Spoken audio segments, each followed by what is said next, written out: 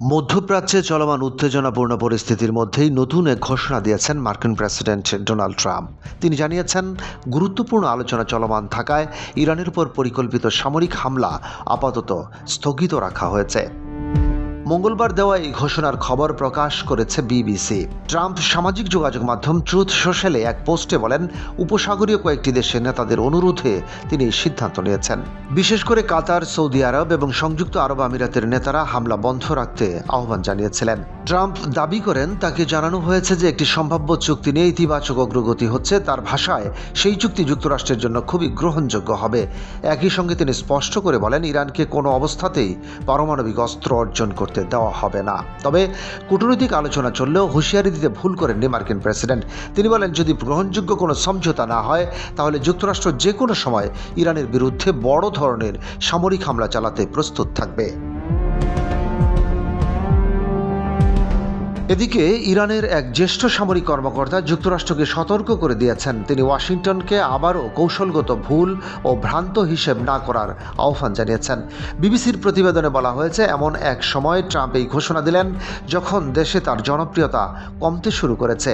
বিভিন্ন জনমত জরিপে দেখা যাচ্ছে, ইরান ইস্যুতে যুদ্ধের পথে যাওয়ার সিদ্ধান্ত অনেক মার্কিন নাগরিকের কাছে গ্রহণযোগ্য নয়। সোমবার প্রকাশিত নিউ ইয়র্ক টাইমস ও সিএনআর যৌথ জরিপে উঠে এসেছে উদ্বেগজনক তথ্য।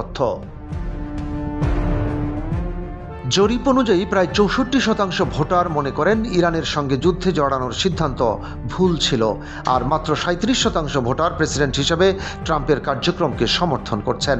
বিশ্লেষকদের মতে, আগামী মধ্যবর্তী নির্বাচনের আগে এটি রিপাবলিকানদের জন্য বড় ধরনের সতর্ক সংকেত। যুদ্ধ, অর্থনীতি ও অভিবাসন নীতি সহ বিভিন্ন বিষয়ে জনগণের অসন্তোষ বাড়ছে বলেও প্রতিবেদনে উল্লেখ করা হয়েছে। চলতি বছরের 28 ফেব্রুয়ারি ইসরায়েলি ও মার্কিন বাহিনী ইরানের বিভিন্ন স্থাপনায় ব্যাপক বিমান হামলা শুরু করে। এর জবাবে তেহরানও পাল্টা হামলা চালায়। ইসরায়েল ও উপসাগরীয় অঞ্চলে থাকা মার্কিন লক্ষ্যবস্তুতে ড্রোন ও ক্ষেপণাস্ত্র হামলা চালায় ইরান। এই পরিস্থিতিতে উপসাগরীয় আরব দেশগুলো নতুন করে আতঙ্কের মধ্যে রয়েছে বলেও জানিয়েছে বিবিসি। কারণ যুক্তরাষ্ট্র আবার হামলা শুরু করলে ইরানের পাল্টা প্রতিক্রিয়া আরও ভয়াবহ হতে পারে বলে আশঙ্কা করা হচ্ছে। বিভিন্ন প্রতিবেদনে বলা হয়েছে, ইরানের কাছে বিপুল সংখ্যক ড্রোন ও ক্ষেপণাস্ত্র মজুদ রয়েছে। এসব অস্ত্র ব্যবহার করে তারা প্রতিবেশী দেশগুলোর বিমানবন্দর, পেট্রোকেমিক্যাল কারখানা এবং সুপেয় পানির শোধনাগারেও হামলা চালাতে সক্ষম।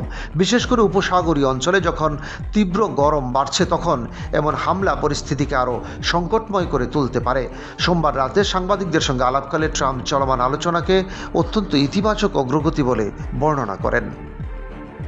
তবে তিনি এটাও বলেন, অতীতেও কয়েকবার চুক্তির খুব কাছাকাছি পৌঁছে শেষ পর্যন্ত ব্যর্থ হতে হয়েছে। তার দাবি, এবারের পরিস্থিতি কিছুটা ভিন্ন এবং ইরানের সঙ্গে একটি সমঝোতায় পৌঁছানোর সম্ভাবনা যথেষ্ট ভালো।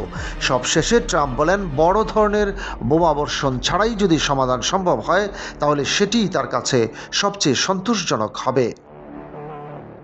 ডেস্ক রিপোর্ট, বাংলাবাজার পত্রিকা।